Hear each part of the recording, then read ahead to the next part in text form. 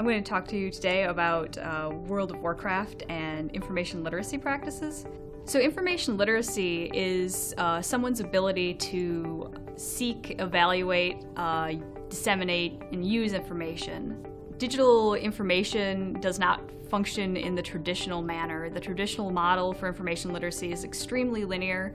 It starts with a person having an information need, moving through a series of steps, and then at the end resolving that information need through using information in a very specific way, usually to create a product. Games create a vast amount of information around them because the community is very activated and very interested, and so through these interest-driven communities, they produce huge amounts of varieties of information, fan fiction, machinima, video tutorials, online walkthroughs. So what I was interested in exploring was how people navigate the space in this gigantic constellation of information, how they actually find and evaluate and determine what information they want to use in what contexts.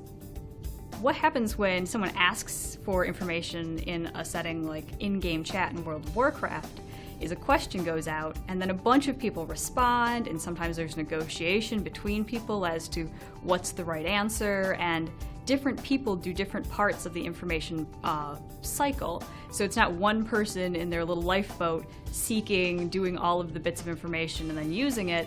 It's that person asks, other people disseminate it to them, there's evaluation that goes on collaboratively, and then the person ends up with an answer that's very timely and usable, but they had the help of the community in order to reach that. I started interviewing participants who were youth who played World of Warcraft to see how they viewed themselves as connected to this gigantic mass of information available to them. And what I found was that novice players had a much more simplistic version of information seeking, and as they went up in expertise, as you get closer and closer to experts, you find that they have much more complicated information seeking patterns. And so as players move from novice, when they're first learning to use the information, they're first learning the game, they're first learning to understand what's involved in being a player of a game like World of Warcraft, which is vast. It's a vast world. It has many continents, has many player choices to make just creating your character.